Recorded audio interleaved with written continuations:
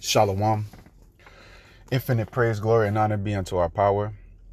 Allahayana wa Yahweh, Bahashem, Yahweh Shai, Bahashem, Rakak Wadash. Peace and double honor to the apostles and elders of Great Millstone. Shalom to the elect.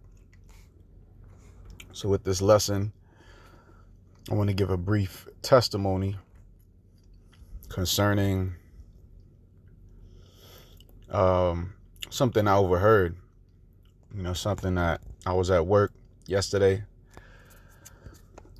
And, the Lord be showing you things, for spiritual men.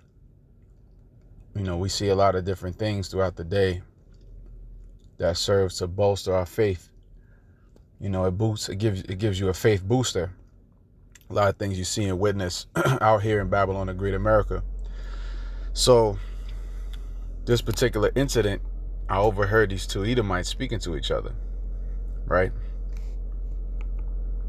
And I'm gonna just hold on to this scripture right here. Matter of fact, I'll read this first. Matthew 12:26. And if Satan cast out Satan, he is divided against himself. How shall then his kingdom stand? Right? If Satan cast out Satan. So these Edomites are turning against themselves. All right? These Edomites, they can't even be on the same terms.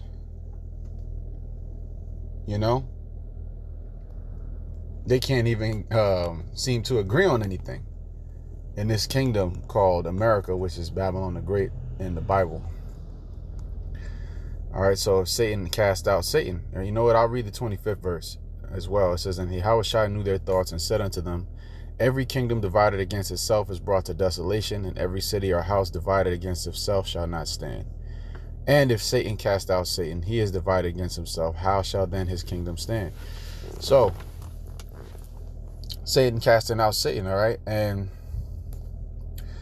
these kingdoms, all right, specifically America, it is divided against itself. And you have political turmoil in many of the different nations of the world right now, of the earth right now, because the one that's running the show is dysfunctional, all right? Esau Edom is very dysfunctional. His kingdom is dysfunctional. So anyways, we're going to tap into the testimony, right? So I overheard these two devils speaking to each other. Old devils. Must have been in their like 60s to maybe touching 70. But a 60-year-old Edomite looks like an old man, Whereas a 60-year-old Jake, they might look like they're like 40, They may look like they're in their early to mid 40s, depending on if they take care of themselves. But anyway, so these old devils, that's how you could tell Edomites as well. They don't age well, for the most part. I don't be seeing Edomites that age well, and if they do, then they're most likely Jakes, Israelites that look like Edomites. All right. But like Leonardo DiCaprio, for example, he's definitely a Jake. But anyways, not to be too long-winded, I'm going to get to the point. So these two Edomites were speaking to each other, and I overheard the conversation, and they start talking about the presidency, the presidential race that's coming up in November. And, one of the devils starts saying, yeah, these candidates are so old, man. They don't even have to deal with the consequences of their actions, which is true. Biden is I think he's like 80 already, if I'm not mistaken. And Trump is already up there too. These are men that are pretty much senior citizens, and they're already on their way out. Now we hope, the Lord come back before these men die, but it won't be much longer before they die anyways, because they're already up there in years. So the point that one devil was making to another, he was saying, well, these guys, they don't got to pay for the consequence of their actions. And the same thing goes for Trump. We need a 50-year-old candidate up in there, somebody who's going to have to deal with their consequences of their shit for the next 15, 20 years. Not somebody that got like 5-10 years left. And he actually made a good point, but, and he said that we're pretty much doomed. He said that America is doomed because of the fact of the leadership being so piss poor and so elderly and just completely out of tune with reality. And the other devil was agreeing with him. And they were pretty much talking about how this place is going down. So, I'm sitting there listening. They don't really know that I'm listening, but I'm smirking to myself thinking like, man, if only they knew what was actually coming. Like, it sounded like a conversation on the Titanic before the shit goes down type shit. And I'm like, man, they think that when they said they're doomed, they don't really understand the significance of them being doomed. And their doom is going to come by the way of thermonuclear fire, but the piss poor leadership is going to lead to that as well. All right, so this is Sirach 21:9. The congregation of the wicked is like tow wrapped together, and the end of them is a flame of fire to destroy them. Matter of fact, let's read the 8th verse. He that buildeth his house with other men's money is like one that gathereth himself stones for the tomb of his burial. See, you were doomed the minute you took the Lord's people, the Israelites, and brought them here to America to serve slavery. That spelled your doom. And on top of it, you've done all manners of wickedness, pushed forth wickedness, used the wicked of our people. And thank the Lord, he's not dealing with, if it came down to the whole nation of Israel having to get right, we would be doomed for real as a nation. We would be doomed, but we know that the Lord is only dealing with a remnant. He's only dealing with a small sanctuary. And the rest of you, to hell with you, you're going to be counted as heathens and get the judgment of heathens. You see? But the tomb of his burial, all right? So you built your house with other men's money. You stole the things that you have. You stole the resources, you stole the land, you stole the people, which is the Israelites, the so-called black, Latino, and Native American. The congregation of the wicked, which is Esau, Edom, and the wicked of our people that's attached to them and their wicked society, is like tow wrapped together. Tow is kindling for a fire. And the end of them is a flame of fire to destroy them. So that end is going to be what? The ICBMs. So when these devils speak and they talk about how doomed America is, they don't really even understand truly, man, like how bad it's going to be and how terrible the end is going to be. All right. Zephaniah. Let's see. Zephaniah 1:14. The great day of Yahweh is near. It is near and hasteth greatly. Even the voice of the day of Yahweh. The mighty man shall cry there bitterly. So the day of the Lord is near.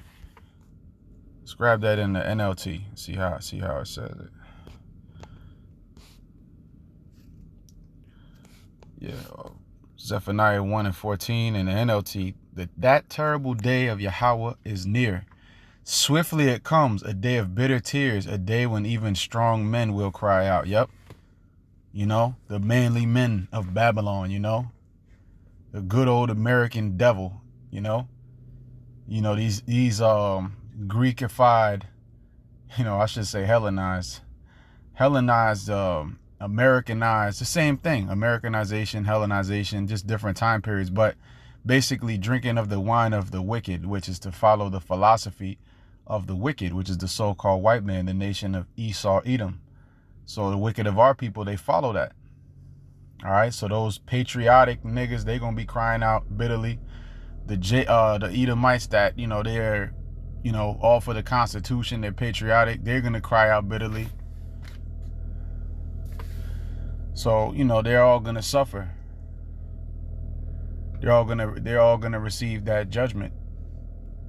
You see, it says that day is a day of wrath, a day of trouble and distress, a day of wasteness and desolation, a day of darkness and gloominess, a day of clouds and thick darkness, a day of the trumpet and alarm against the fenced cities and against the high towers.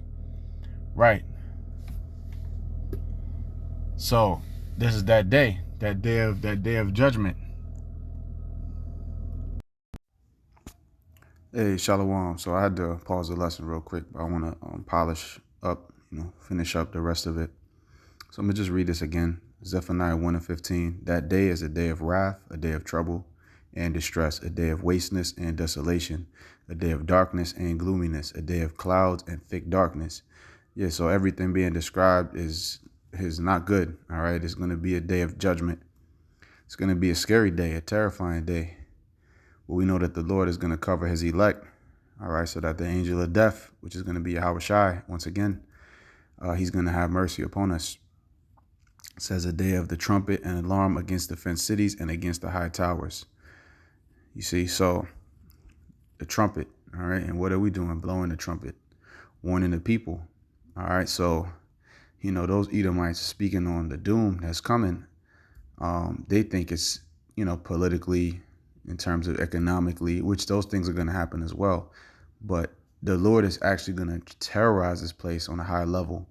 So, and leading up to the ultimate destruction, which the lake of fire that people speak of, which they think is hell underneath the earth, that's actually going to be America, Babylon the Great. It's going to be on fire from coast to coast.